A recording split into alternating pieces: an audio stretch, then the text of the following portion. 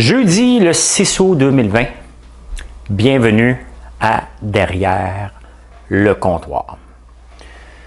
Ben, ça a l'air que je chante comme un coyote, debout entre deux dunes, dans le désert des villes, devant une sorte de lune qui me fascine autant qu'elle me répugne.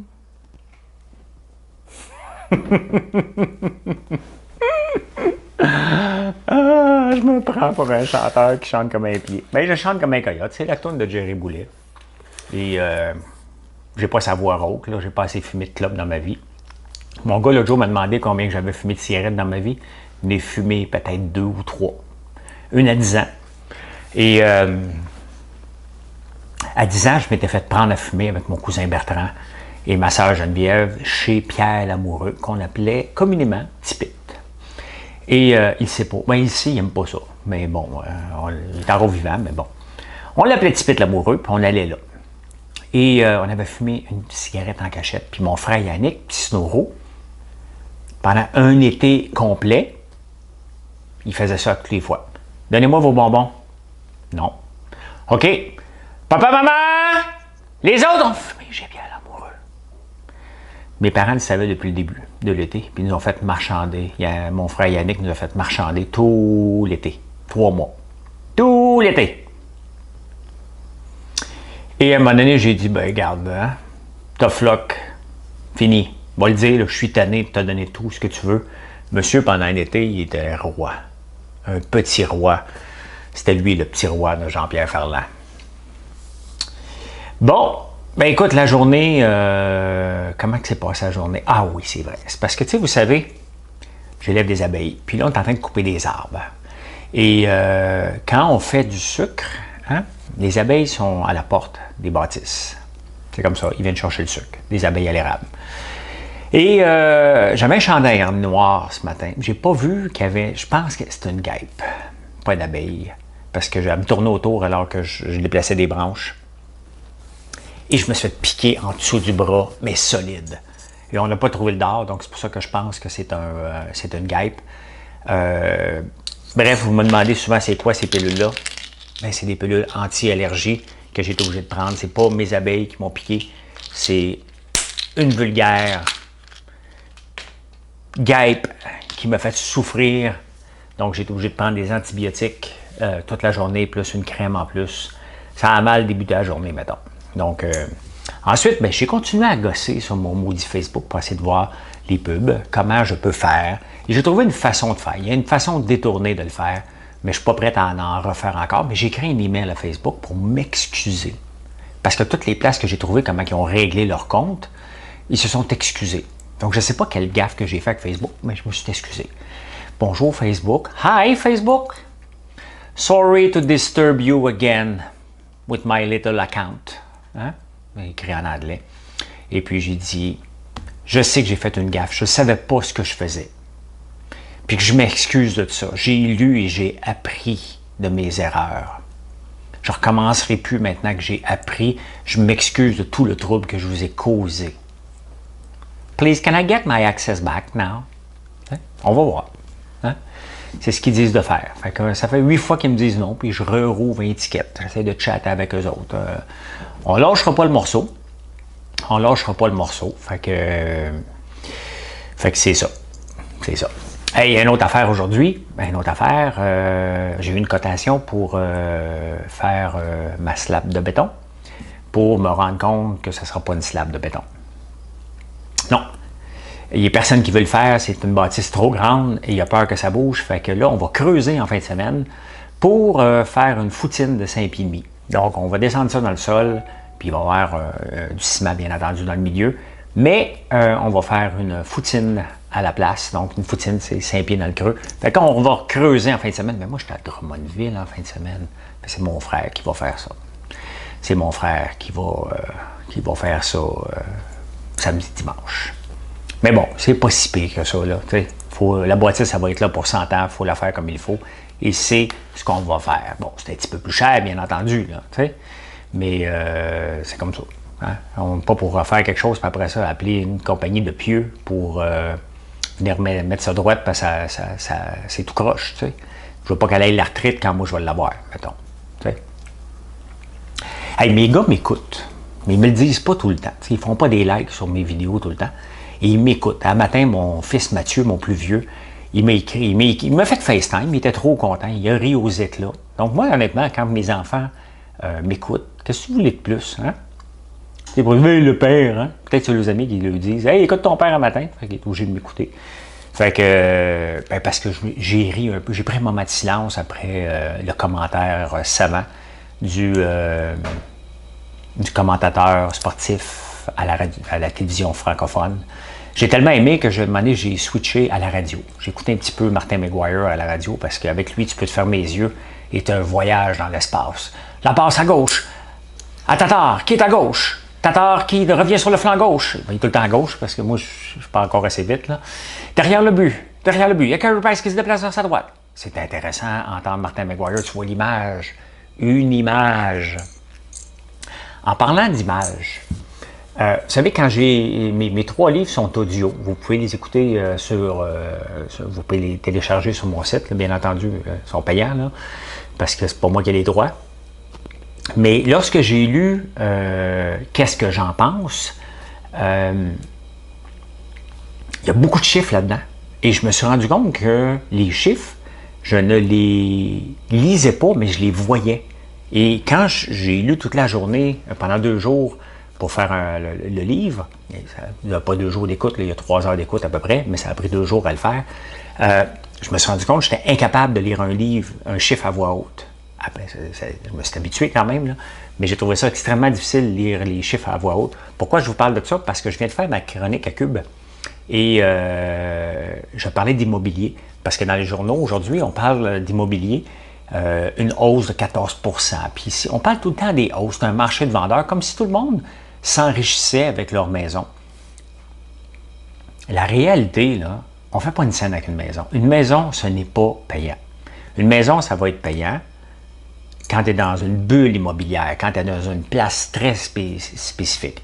Regardez, si vous achetez une maison de 300 000, sur 10 ans, si on compte les intérêts et tout, vous avez à peu près pour 180 000 de dépenses supplémentaires. Donc, votre maison de 300 000 devient 480 000. Donc, vous devez la vendre au moins 481 000 pour faire une scène. Vous l'oubliez, ces dépenses-là. Une taxe de bienvenue, oups, 20 000. Et ça continue comme ça.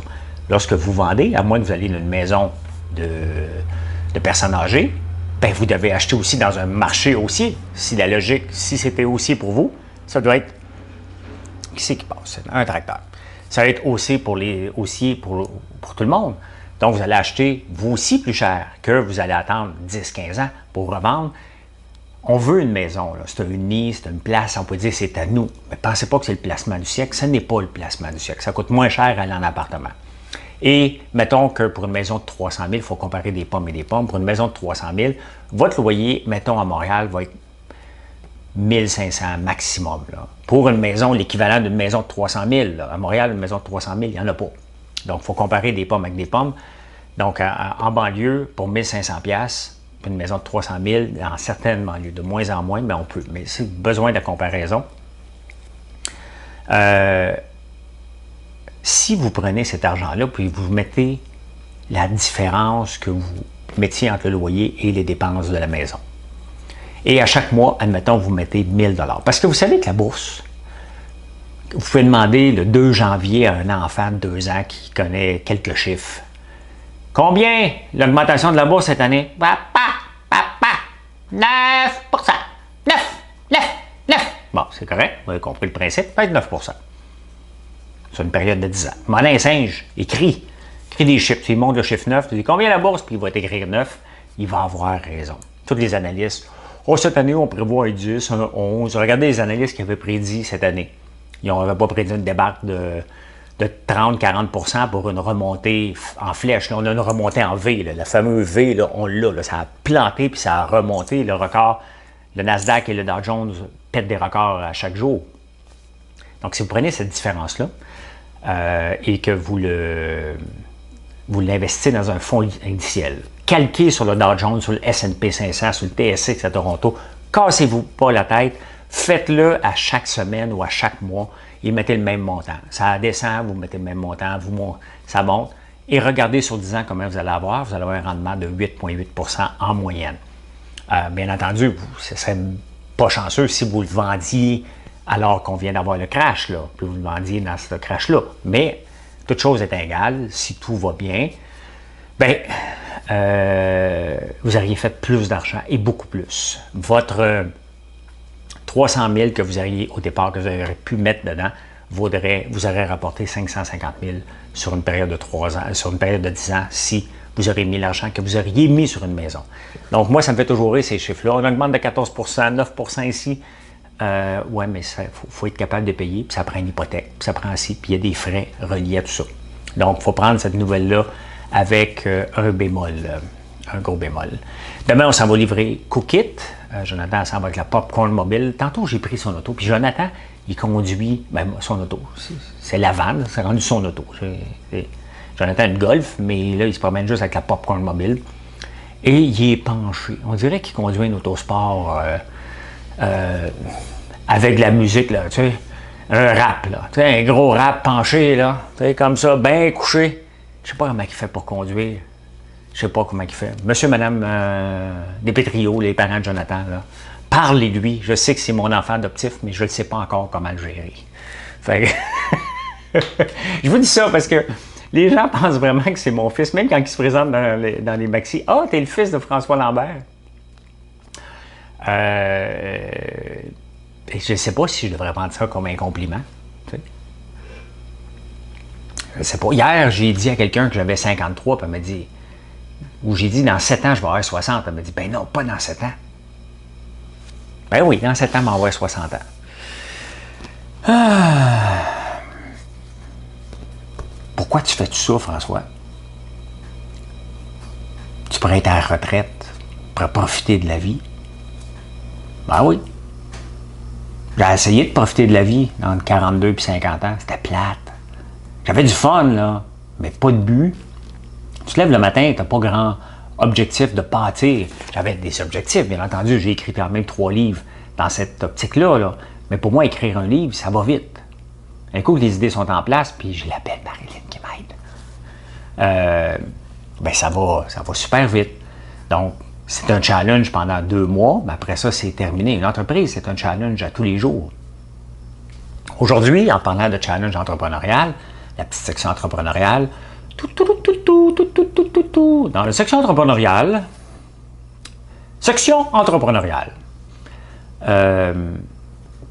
une dame qui m'écrit, je ne dirais pas qu'est-ce qu'elle fait, là, mais elle dit, moi, j'ai acheté ça, ces colliers-là, et je ne sais pas comment les vendre. C'est drôle parce que j'ai eu une anecdote semblable hier. J'en ai une autre aujourd'hui. Semblable à ça. J'ai fait comme, sérieux? Je peux pas t'aider. Je n'aide pas d'autres entreprises. J'en ai plein les bras avec la mienne. Mais tu achètes une marchandise que tu ne sais pas comment vendre. Tu n'es pas entrepreneur, là. Je ne veux pas être insulté, là, c'est celle qui me posait la question, mais tu es dans le trouble. Je te le dis tout de suite, tu es dans le trouble royal avec ce que tu as acheté. Et ce qu'elle me dit, c'est qu'elle était la seule au Québec. Oh, ça, c'est dangereux. C'est dangereux d'être la seule au Québec. Ça, on ne veut pas être les seuls dans un marché. Ça veut dire que vous êtes les seuls à évangéliser les gens, à parler de ton produit. Quand tu as un produit, regardez, moi, je mange du popcorn. Je fais du popcorn. Bien, je viens d'en manger, regardez. Je voulais goûter parce qu'on a fait des petits ajustements suite à vos commentaires sur la sriracha et ils sont parfaits. Ils sont parfaits. Il y avait un petit problème d'égalité d'épices. On a corrigé la manière de le faire. Mais c'est ça, du feedback. Ça goûtait bon. Des fois, il y avait juste trop d'épices. Des fois, il n'y en avait pas assez. Et là, l'étalage est parfait. On a fait beaucoup de sriracha. L'autre, le Matador, qui est le Pika Pika, bien, on va travailler une étiquette. Là. Je pense qu'il va s'appeler Matador. Et vous l'avez aimé. J'ai eu beaucoup de commentaires. C'est sûr que le plus piquant est réservé. Ça, c'est pas piquant. C'est enrobant, le Fireburns. Ça pique, là, mais tu n'as pas besoin d'une bière. Là. peux le prendre avec de l'eau ou un kombucha. N'importe quoi. Mais le Pika Pika, lui, il décape un petit peu plus. C'est pas fait pour tout le monde, mais je vous dirais que les commentaires qu'on a eus sont très, très, très positifs. Donc, merci beaucoup. Vous l'avez aimé. Il y a un goût de barbecue, un goût de fumée, comme vous avez aimé celui-là. On est rentré dans un maxi. Il y en a 2 maxi. Hein, Marilyn, qui ont le Fireburns?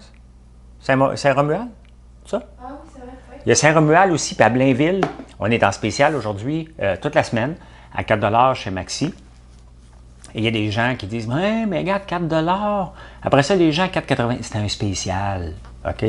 C'est des circulaires. Ils te demandent est-ce qu'on peut faire un circulaire. Ben oui, on peut faire un circulaire. Les ventes vont bien. Puis on va le faire connaître encore plus de monde. D'ailleurs, j'avais une discussion tantôt avec Jonathan. Puis on parlait du popcorn. Je voulais faire des recherches. Parce que vous savez que le popcorn, depuis la pandémie, est un des produits les plus vendus dans le monde, les plus appréciés dans le monde. C'est de la comfort food, là. Hein? Et ça a même surpassé les chips. Puis je voulais voir les statistiques par rapport à ça. On aime mieux manger en temps de crise, en temps de réconfort. On aime mieux manger du popcorn que des chips. Moi, j'aime bien les chips à l'occasion, là, mais je pense qu'on fait du bon popcorn, puis on l'oublie. Mais je vais regarder les statistiques, je vais vous en reparler, mais je sais que c'était le produit vendu numéro 1 en Italie. Ici, c'était dans le top 10, avec le kombucha aussi était dans le top 25 des... bien entendu, c'était le papier de toilette puis les crèmes à main. D'ailleurs, les crèmes à main, ça a descendu beaucoup. Il y en a beaucoup moins de demandes. Et c'est bizarre parce que je vois énormément de compagnies se lancer là-dedans. J'ai encore reçu un email aujourd'hui. J'ai comme l'impression de voir beaucoup d'appelés, mais peu d'élus là-dedans. Il y en a trop de monde qui se lance trop vite dans ce marché-là qu'on ne connaît pas. Puis croyez pas que Purell va laisser tomber ses parts de marché, là. Il a peut-être eu de la misère à fournir, mais il ne laissera pas tomber facilement comme ça. Quand on reconnaît un produit par le nom de la compagnie, c'est assez difficile, après ça, aller jouer dans ces plates-bandes-là. Ça va arriver, là, puis c'est bien correct, là. Mais je doute qu'il y ait un gros marché assez gros pour toutes les compagnies qui viennent de pousser. On ne voit que ça maintenant. On ne voit que ça. C'est un peu ça. C'est ça qui est ça. Fait que je vous souhaite une excellente soirée. Un jeudi ensoleillé. Hier, c'était comme une soirée d'automne. On était allé prendre un spa. Puis c'était comme automnal. Ce soir, je vais laisser faire le spa parce que j'ai mal en dessous du bras. J'ai des tics nerveux un peu. Et je vais relaxer. Je vais me faire un cookit parce que ça ne me tente pas de dégeler quelque chose puis faire à manger. Donc, on a du cookit ici. Si vous voulez l'utiliser, François L40, si vous voulez l'essayer, vous allez avoir 50$ de rabais, je pense, ou 40$. Ça va être marqué. Faites-vous-en pas. Ça va être indiqué. Fait que je vous souhaite une excellente soirée et à demain matin. Notre histoire a commencé par quelque chose. C'est quoi la parole? Quelques mots d'amour. C'est quoi déjà? Des mots d'amour. Des mots d'amour? Oui. Et après, c'est quoi? C'est fou ce qu'on s'aimait. Je sais pas après. Le meilleur de moi-même. Et je vais la chanter demain matin, tiens. Voilà. Bonne soirée.